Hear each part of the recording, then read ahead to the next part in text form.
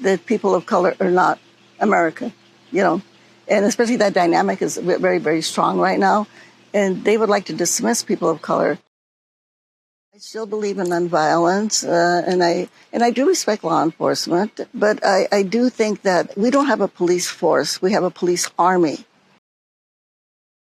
There's a law in Arizona that if you said huelga, a strike, you could go to prison.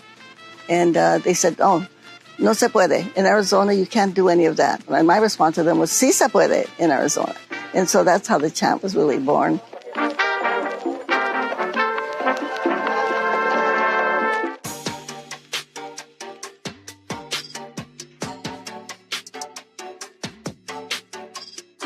Ever think about where your food comes from? Let's be honest, a lot of us probably don't think about it enough. The conditions that yield it, the hands that harvest it, and what it takes to get from farm to table.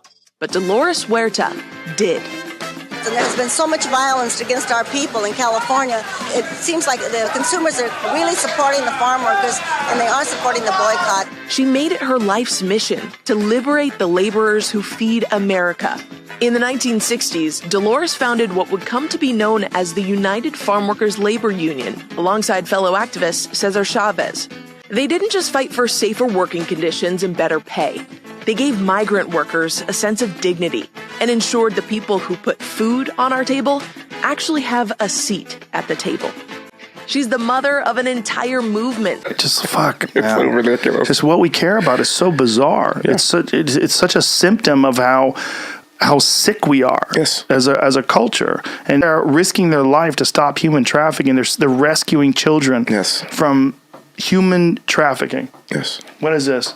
Is it a million? 72 missing children across Indiana, Iowa, Ohio, and Georgia in the past several weeks. Yeah. In the past, this child trafficking thing is real. It's real. It has always existed. Did you know that our priorities are so skewed, and that this is sort of accentuated by our addiction to social media? Yeah. And that people are concentrating so much on things that are trivial and nonsensical. What's up?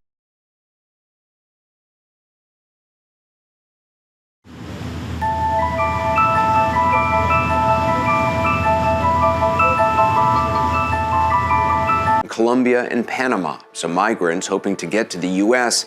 have to get through the Darien Gap first.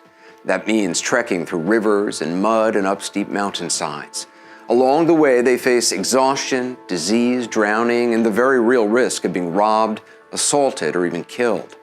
So far this year, 5 times as many people have made this journey compared to the same period last year, and a record number of them are children. Number 1. The United States has the highest number of people in private prisons.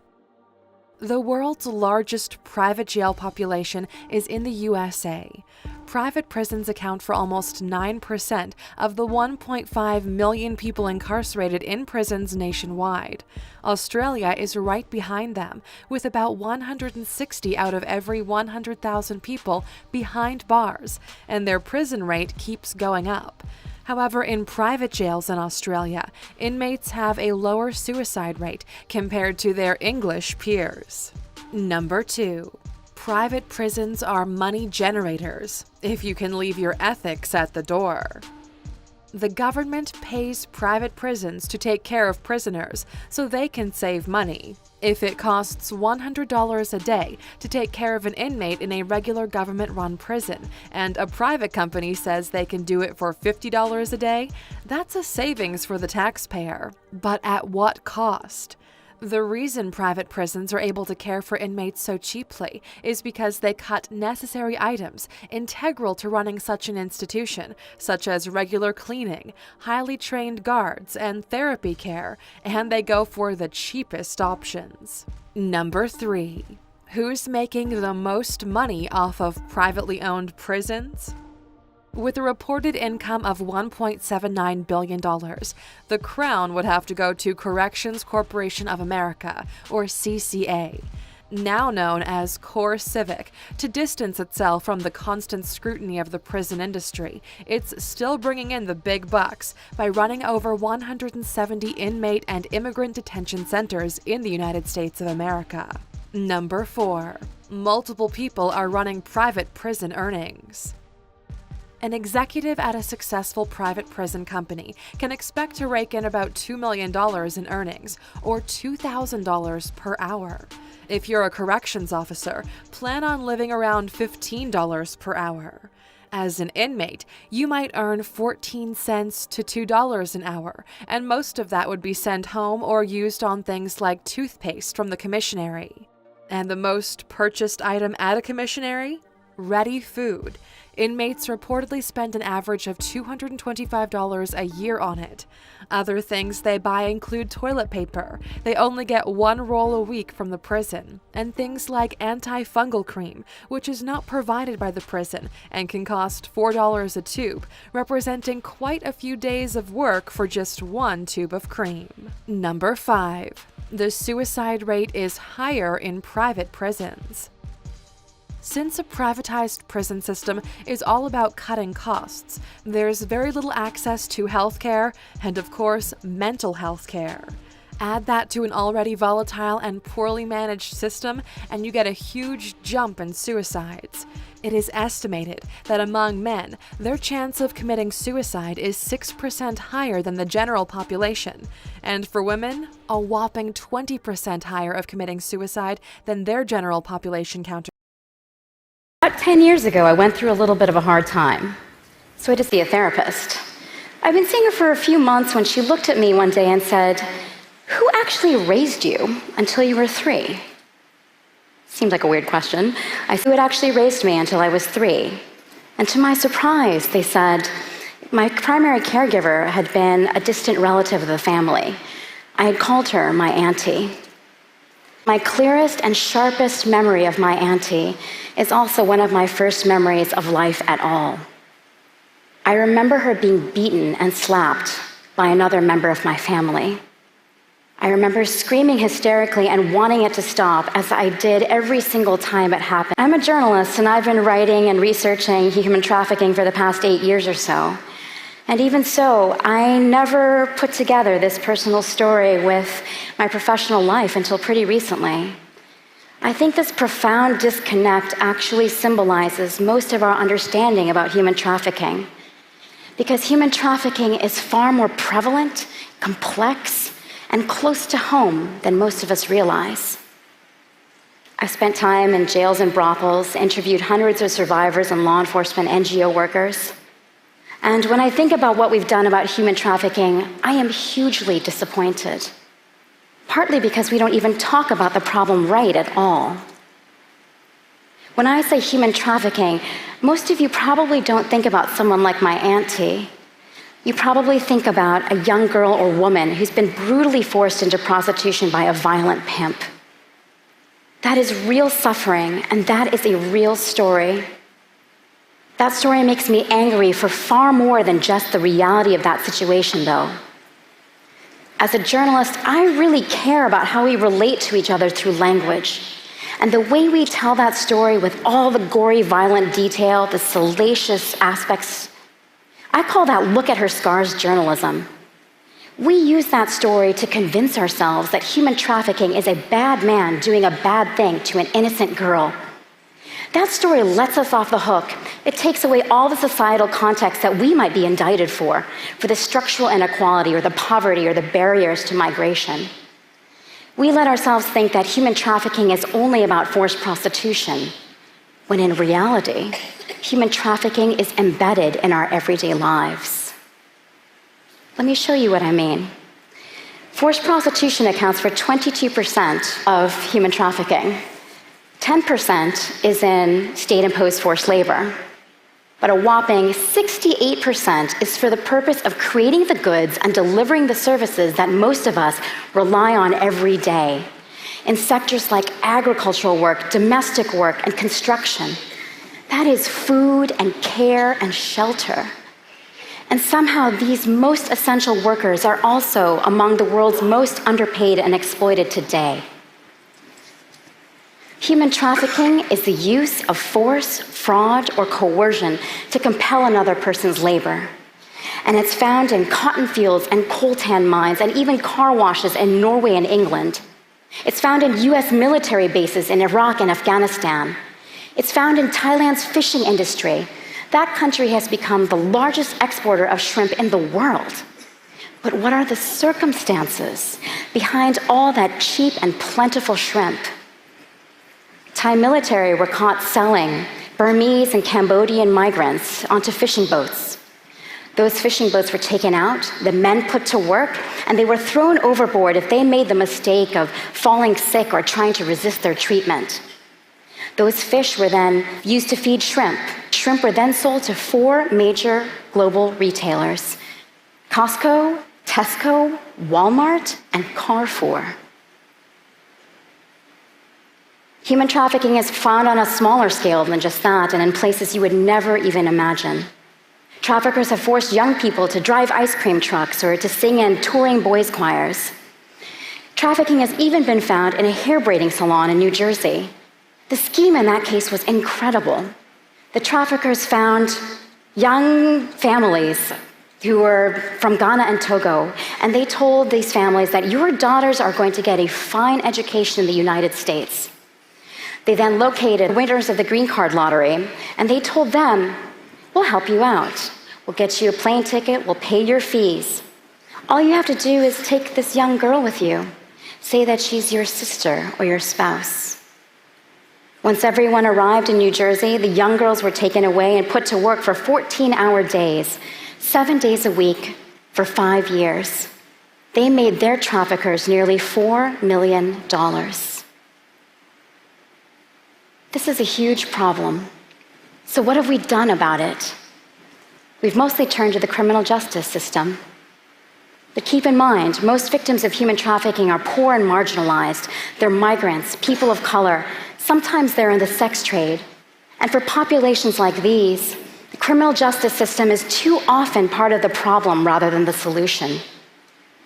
In study after study from countries ranging from Bangladesh to the United States, between 20 to 60% of the people in the sex trade who were surveyed said that they had been raped or assaulted by the police in the past year alone.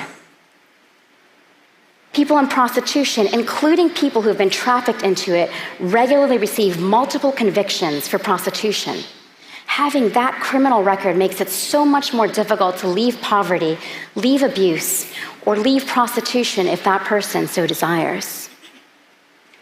Workers outside of the sex sector, if they try and resist their treatment, they risk deportation. In case after case I've studied, employers have no problem calling on law enforcement to try and threaten or deport their striking trafficked workers. If those workers run away, they risk becoming part of the great mass of undocumented workers who are also subject to the whims of law enforcement if they're caught. Law enforcement is supposed to identify victims and prosecute traffickers. But out of an estimated 21 million victims of human trafficking in the world, they have helped and identified fewer than 50,000 people. That's like comparing the population of the world to the population of Los Angeles, proportionally speaking. As for convictions, out of an estimated 5,700 convictions in 2013, fewer than 500 were for labor trafficking. Keep in mind that labor trafficking accounts for 68% of all trafficking, but fewer than 10% of the convictions. I've heard one expert say that trafficking happens where need meets greed. I'd like to add one more element to that. Trafficking happens in sectors where workers are excluded from protections and denied the right to organize. Trafficking doesn't happen in a vacuum. It happens in systematically degraded work environments. You might be thinking, oh, she's talking about failed states or war-torn states, or I'm actually talking about the United States. Let me tell you what that looks like. I spent many months researching a trafficking case called Global Horizons involving hundreds of Thai farm workers. They were sent all over the states to work in Hawaii pineapple plantations and Washington apple orchards and anywhere the work was needed. They were promised 3 years of solid agricultural work. So they made a calculated risk. They sold their land, they sold their wives' jewelry to make thousands in recruitment fees for this company, Global Horizons. But once they were brought over, their passports were confiscated. Some of the men were beaten and held at gunpoint. They worked so hard they fainted in the fields. This case hit me so hard. After I came back home, I was wandering through the grocery store and I froze in the produce department. I was remembering the over-the-top meals the Global Horizons survivors would make for me every time I showed up to interview them. They finished one meal with this plate of perfect long-stem strawberries, and as they handed them to me, they said, "Aren't these the kind of strawberries that you eat with somebody special in the States? And don't they taste so much better when you know the people whose hands picked them for you?" As I stood in that grocery store weeks later, I realized I had no idea of who to thank for this plenty and no idea of how they were being treated. So, like the journalist I am, I started digging into the agricultural sector. And I found there are too many fields and too few labor inspectors. I found multiple layers of plausible deniability between grower and distributor and processor and God knows who else.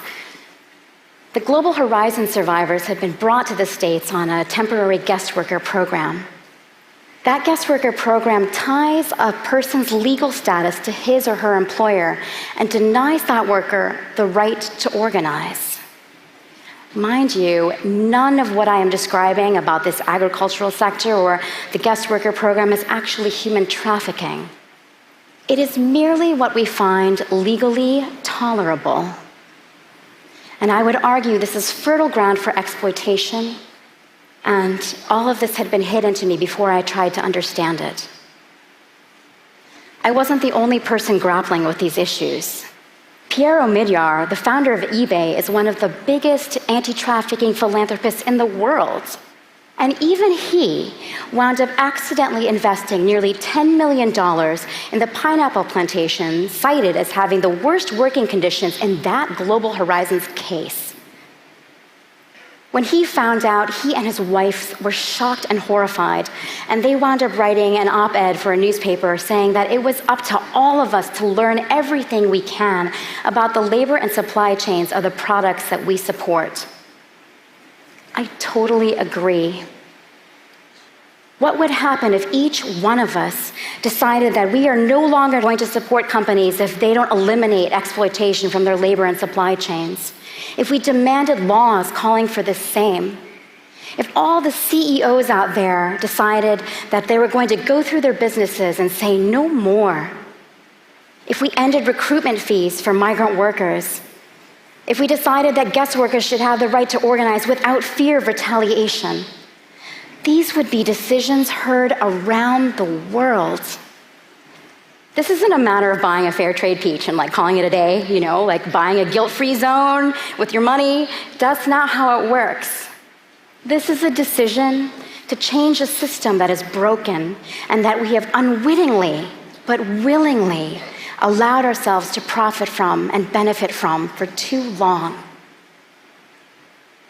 We often dwell on human trafficking survivors' victimization, but that is not my experience of them. Over all the years I've been talking to them, they have taught me that we are more than our worst days. Each one of us is more than what we have lived through, especially trafficking survivors. These people were the most resourceful and resilient and responsible in their communities. They were the people that you would take a gamble on. You say, I'm going to sell my rings because I have the chance to send you off to a better future. They were the emissaries of hope. These survivors don't need saving. They need solidarity because they're behind some of the most exciting social justice movements out there today. The nannies and housekeepers who marched with their families and their employers' families, their activism got us an international treaty on domestic workers' rights. The Nepali women who were trafficked into the sex trade, They came together and they decided that they were going to make the world's first anti-trafficking organization actually headed and run by trafficking survivors themselves. These Indian shipyard workers were trafficked to do post-Hurricane Katrina reconstruction. They were threatened with deportation, but they broke out of their work compound and they marched from New Orleans to Washington, D.C. to protest labor exploitation. They co-founded an organization called the National Guest Worker Alliance, and through this organization, they have wound up helping other workers bring to light exploitation and abuses in supply chains in Walmart and Hershey's factories. And although the Department of Justice declined to take their case, a team of civil rights lawyers won the first of a dozen civil suits this February and got their clients $14 million. These survivors are fighting for people they don't even know yet, other workers, and for the possibility of a just world for all of us. This is our chance to do the same. This is our chance to make the decision that tells us who we are as a people and as a society. That our prosperity is no longer prosperity as long as it is pinned to other people's pain. That our lives are inextricably woven together, and that we have the power to make a different choice. I was so reluctant to share my story of my auntie with you. Before I started this TED process and climbed up on this stage, I had told literally a handful of people about it. Because, like many a journalist, I am far more interested in learning about your stories than sharing much, if anything, about my own. I also haven't done my journalistic due diligence on this. I haven't issued my mountains of document requests and interviewed everyone and their mother. And I haven't found my auntie yet. I don't know her story of what happened and of her life now. The story, as I've told it to you, is messy and unfinished. But I think it mirrors the messy and unfinished situation we're all in when it comes to human trafficking. We are all implicated in this problem. But that means we are all also part of its solution. Figuring out how to build a more just world is our work to do and our story to tell. So let us tell it the way we should have done from the very beginning. Let us tell this story together. Thank you so much.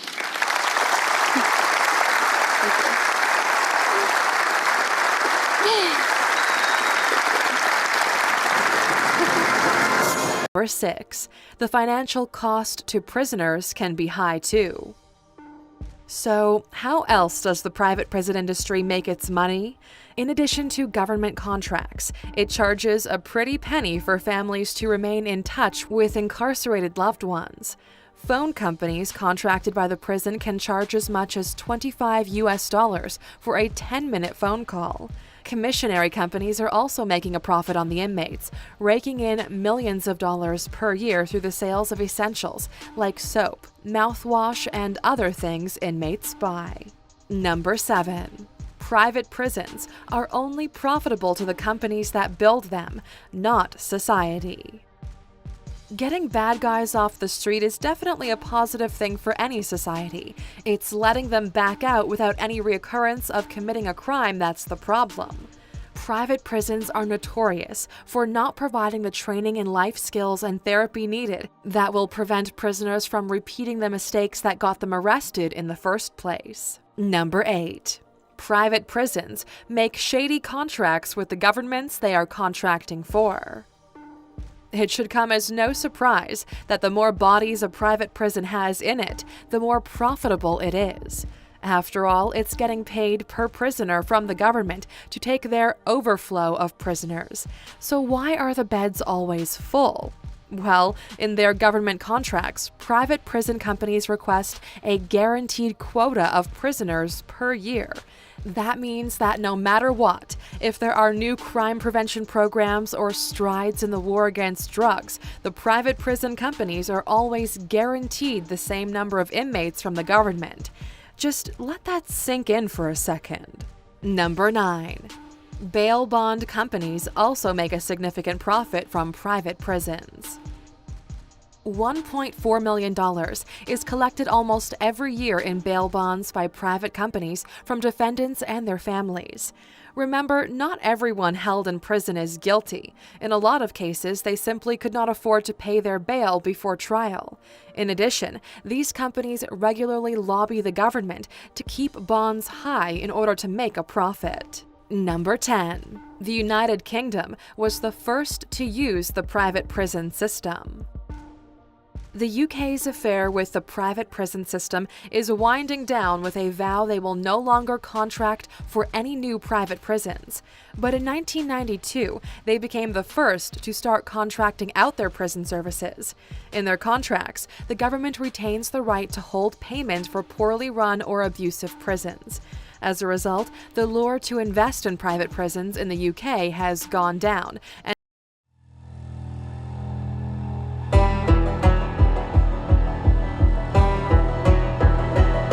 there's been a huge acceleration in the number of border walls and fences, especially accelerating since 2010. I would say the walls are a symptom of the system of global inequality. This is not humanitarian. We have no idea who they are and where they come from. The processes of globalization that appear to be bringing things together will obviously also produce these dynamics that will drive things apart. It's an identity crisis. Who are we in a world that we cannot control?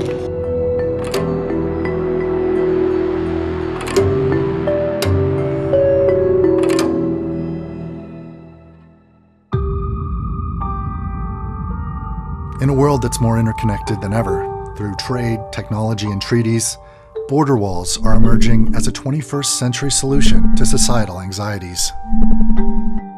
Not just in the US, but across the world.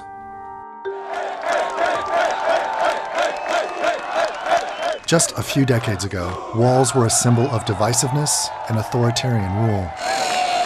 When the Berlin Wall fell, there were less than 12 border walls worldwide.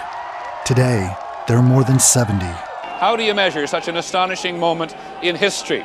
The East German government said tonight they were going to make more openings in the wall, at least a dozen more, put bulldozers right through the wall so that more people could cross to the west.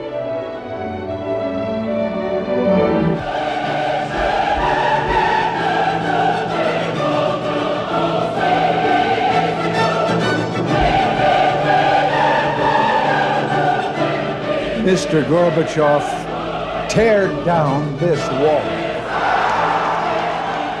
The Berlin Wall had been instrumentalized by those US presidents saying, Mr. Gorbachev, tear down that wall. The very idea of the wall was something that belonged to the USSR. That was the enemy. The Freedom Bell in West Berlin tolls in sympathy for East Germans on the first anniversary of the Wall of Shame. So for a long time, there was an inacceptability of the border wall.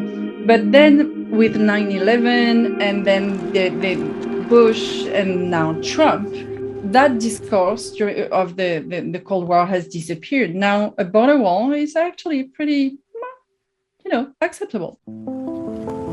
In his quest to take these riches for himself, Genghis Khan faced one huge problem. Standing between him and the conquest of the city was a wall. Historically, walls were erected along borders to protect against invaders from neighboring lands. Walls, I think now, as in history, they can have a defensive use. They usually do. But the primary meaning of walls has always been ideological, and I think also a way of consolidating authority. It took 6 years and 15,000 men, but when it was finished, it was the ultimate statement of Roman power.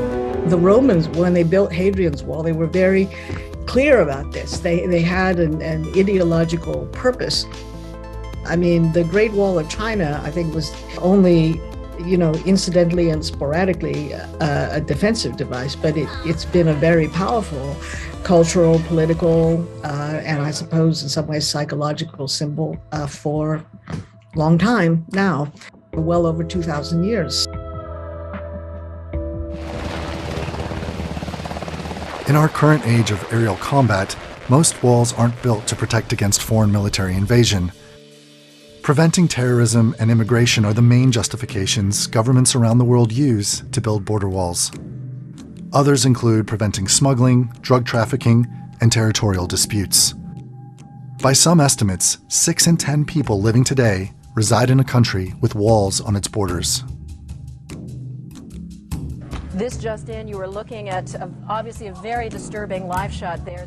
What I've argued is that in the aftermath of September 11th in the US, and the idea that these attacks could take place, that terrorism could occur anywhere, kind of changed the calculus on that for a lot of politicians. And it suddenly became much more okay to build these walls that would have had a stigma in the decade after the fall of the Berlin Wall. And you can see the two towers, a huge explosion now, raining debris on all of us. We better get out of the way. The pictures of airplanes flying into buildings, fires burning, huge structures collapsing, have filled us with disbelief, terrible sadness, and a quiet, unyielding anger. Our assumption was, 9/11 was the trigger. And when we looked at the graph, we said, okay, we got that all wrong. It was the accelerator, but there was something before that. Like the trend goes up before 9/11. It's globalization.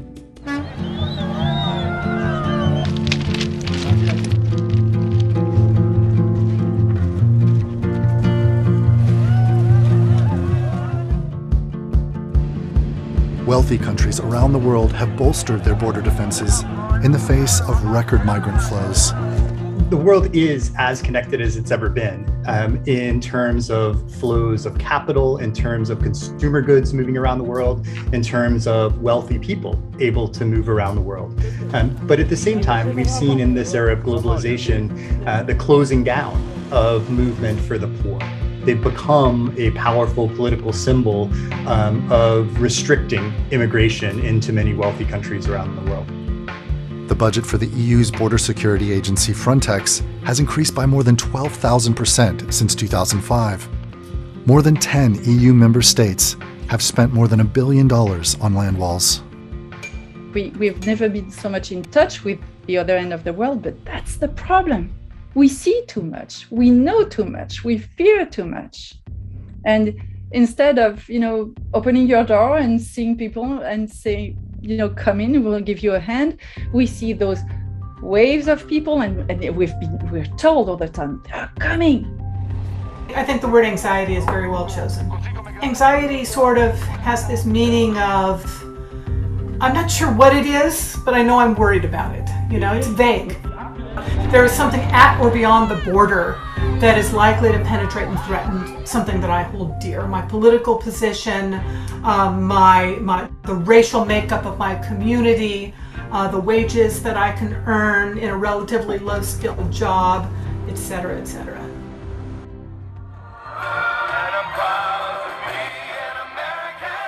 A lot of what walls may be intended to do tends to be the opposite of what they actually accomplish in terms of making people feel more secure. And I hope he builds that wall. I hope he gets the money. We need it. We need a wall right here. This ain't a game. This is America. Because when people see a wall, they think there's something dangerous on the other side. Which is really interesting. It's the same kind of reaction I have when I see police cars on the block. I think, oh, something bad is happening. I don't think, oh, I'm so safe because there are police cars on the block. I think there must be a reason for it. And that seems to be what our experimental subjects infer as well, is that if there's a wall there, there's something dangerous going on. And we need the wall, and we will build the wall. Trump has made it mainstream. It's possible, normal, not a problem, an easy solution. It's the visibility of the wall. It's a great photo op. It is, it's a symbol. It is also, like in the United States, it's so easy to chant about walls, USA, build the wall.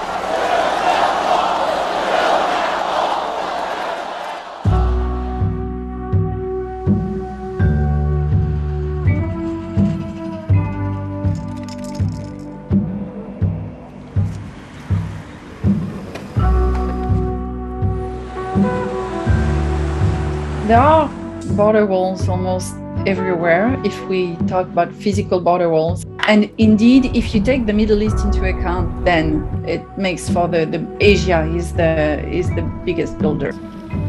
In Israel, the world's most walled state, its half-dozen structures are primarily geared at preventing attacks, while controlling Palestinians living under its military occupation. Israel is one of the countries that is really literally fencing itself in. So does Saudi Arabia and India. India has one of the longest border walls in the world, along Bangladesh. Its aim is to keep migrants from its eastern neighbor out.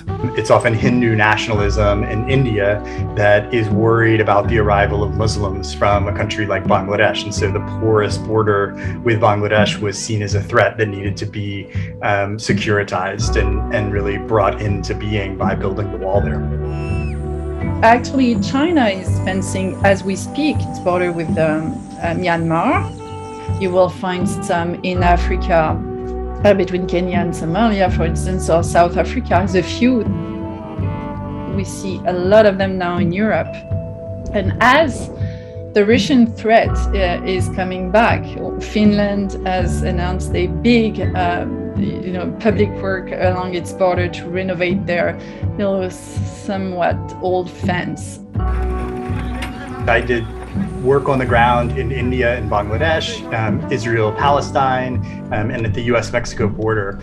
In all three of those places, what I found was that people who lived near the border lines tended to have pretty close connections with people who lived on the other side. In each place, people told stories of a past era when they would cross the border for just mundane purposes.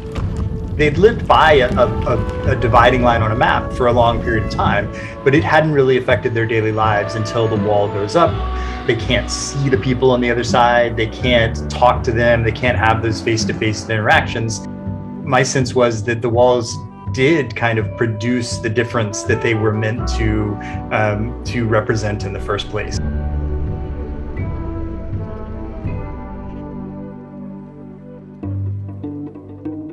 Most border walls are a boon to the security and construction industries. That's because beyond a physical wall with stone foundations, posts, concrete panels, and razor wire, there are also cameras, heat sensors, movement detectors, drones, patrol personnel, dogs, and even robots. All part of a booming global border and surveillance industry predicted to grow to a total value of more than $100 billion by 2025. And while their symbolic value is clear, are border walls worth the expense to build, to guard, and to maintain? I think scale is almost everything, right? When we are talking about these walls, small projects in small places maybe can have big effects, but big walls in big places have virtually no effect. So are they effective with respect to migration? Probably to some of it. While creating sort of a sense, even a greater sense of desperation for some people who really do want and need to move. How difficult was the journey? It's very bad. How old are your children? 2 and 4. Whether border walls are successful depends on what they are claiming to do. If your main purpose is to prevent the movement of people across a border, walls are not successful at all, because most borders are quite long, and the types of barriers that are built are relatively easy to get across in seconds or at the most minutes. The cost of Donald Trump's wall along the US-Mexico border has been estimated between $20 and $45 million per kilometer to build, and more than $400 million a year overall to maintain. Really, a wall is only as good as the number of guards that are there. But border walls have another cost, a human toll. Whereas there might have been a sort of a clear and reasonable way to cross the border, the presence of a wall or a fence drives them further into more dangerous areas typically. Since 2014, the Missing Migrants Project has recorded the number of people worldwide who die or are killed in the process of migrating. Nearly 50,000 deaths have been accounted for. And as you can see, the central Mediterranean route is overwhelmingly the deadliest. If we look at what one of the consequences in the future is going to be, is if we see a lot more walls go up and a lot more border security, and we're also going to see a lot more migrant deaths in the future. I think we're only at the beginning of this reaction against globalization. These trends in nativism in particular are going to relate to increasing issues over water, but also, just space. As the seas rise, land is disappearing. According to one analysis, some of the world's biggest emitters of greenhouse gases are spending, on average, 2.3 times more on arming their borders than they are on financing action to reverse climate change. It's an indication that as climate change, conflict, and global inequality drive more people from their homes, border walls will continue to be built around the world for decades to come. There is one picture you may want to show. It's a picture taken by a Portuguese photographer. People are golfing. Those are Spanish people, because we're in Spanish Melilla. And you've got those people from, obviously, black people coming from sub-Saharan Africa. To me, that picture is the most emblematic of what we're seeing. We are choosing who we want to keep, who we want to leave on the other side. And the border wall is convenient, because once it's there, you don't see what's on the other side. Very convenient.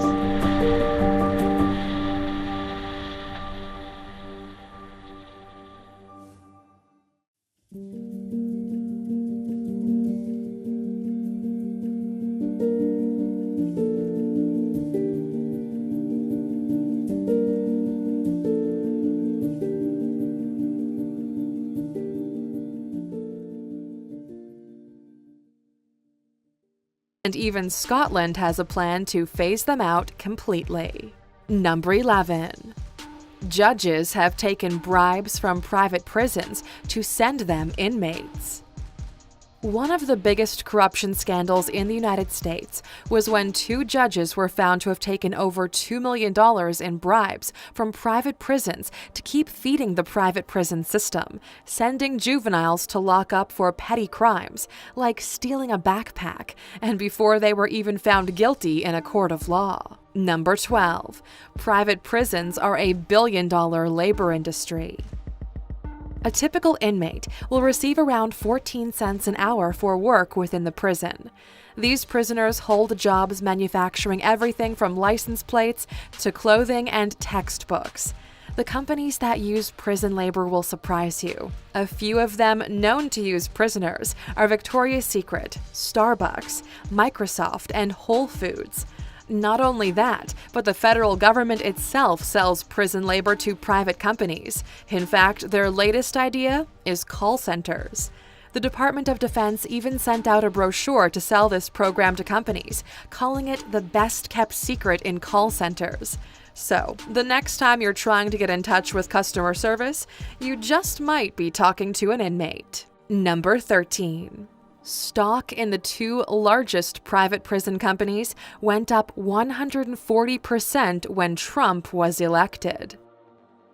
Banking on his stance on immigration and his promises to be tough on crime, investors knew right away this would mean building more facilities to incarcerate or detain people, and indeed the building has begun. In 2017, the Geo Group made $187 million by building and running an ICE, or Immigration and Customs Enforcement Detention Center, and the profits are sure to keep rolling in with the new, stricter immigration laws. The biggest issue reported in these detention centers: medical neglect.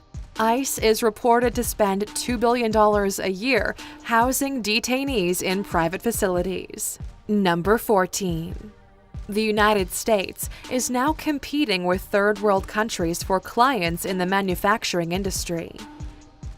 Because prison labor is so cheap and largely unregulated, big companies like Unicon, IBM, and Compaq are giving all their businesses to it, getting cheap labor and pumping out things like clothing, keyboards, and circuit boards. Right now, there are inmates in 17 states in the USA on strike for better wages and conditions.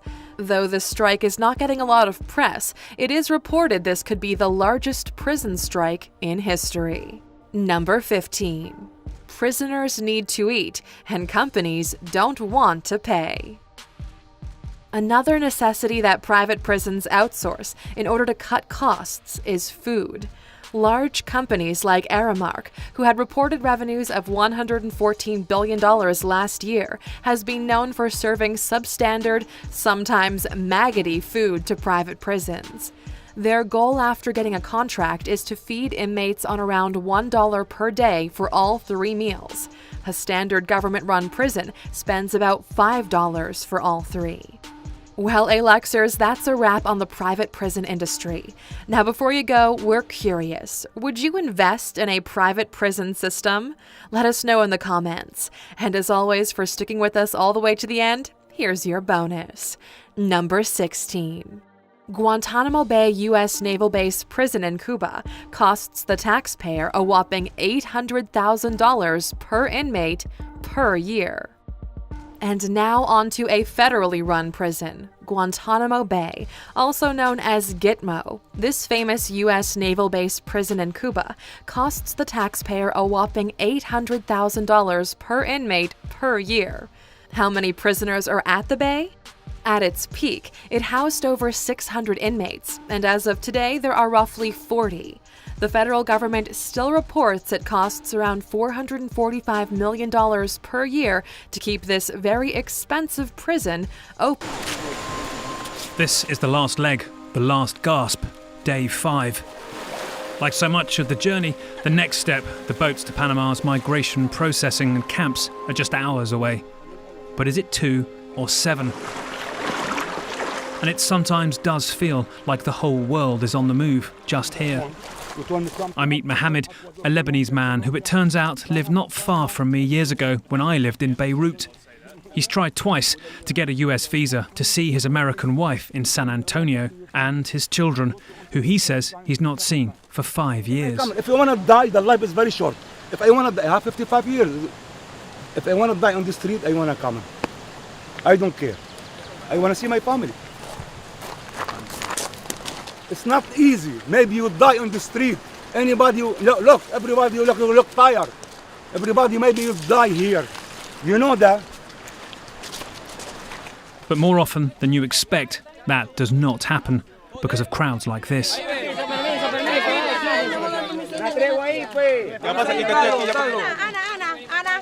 Daniel from Venezuela started walking 10 days ago and has injured his ankle. 4 días metió aquí, 4 días. 4 días. 4 días, no ha comido nada. Ajá, pero vamos a llevarnos, si no nos van a venir a buscar, vamos a llevarnos. Pero es que no hay una máquina. No, pero vamos a hacer una camilla. Vamos a hacer una camilla. Come, brother. ¿Quién tiene pan ahí? Nosotros tenemos chihuahua, vamos a darlo. Me duele el pie. Ahorita mismo. Tiene 4 días. Llegas aquí 4 días. Time and again, something pure shines. Cruzamos y descansamos allá. A la verga, si vamos a matar ese coño. Vamos a llevar, espere. Ay, mi.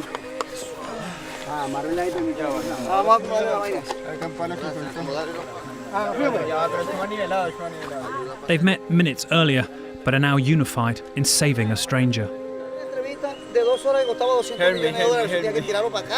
Está loco. En Estados Unidos no hay psicólogo que le hacen tener razón a ese hombre.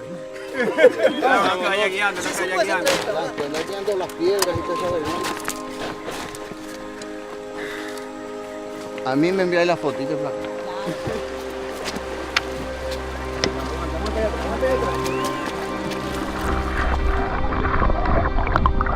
Carrying him through the rocks puts them at risk of injury too.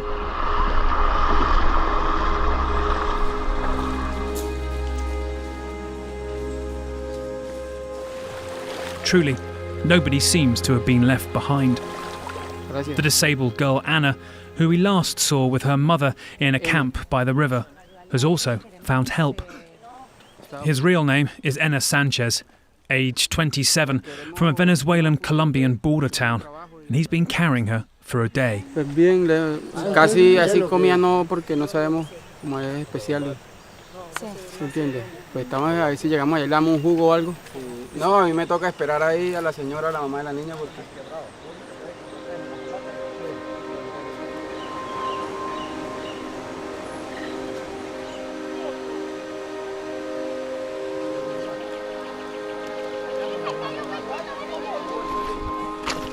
there is something particularly awful about these last miles. The sun is mercilessly hot. The river and the boats ahead are so much further than they would be when the river is higher. People drop from the heat. These last moments of the walk just strikes you how incredibly tough all these people are, and the sheer grit that they're showing to get this far, but also how incredibly unpleasant the places they must be fleeing from are to make them endure this kind of torture to some degree over many days. Finally, through the haze of the parched rocks, they see it. And leaving the trek is yet another ordeal, another cost. A line again, this time for $20 a head to pack into these boats. Run by the local tribe, at least $300 is made on each boat, 6 boats always loading from dawn till 4 p.m. That's, again, a lot of money. But also, too many customers. There is a fight. Someone cutting in line. This may be a medical rescue helicopter. That is the first that we've seen of the Panamanian government since we've arrived.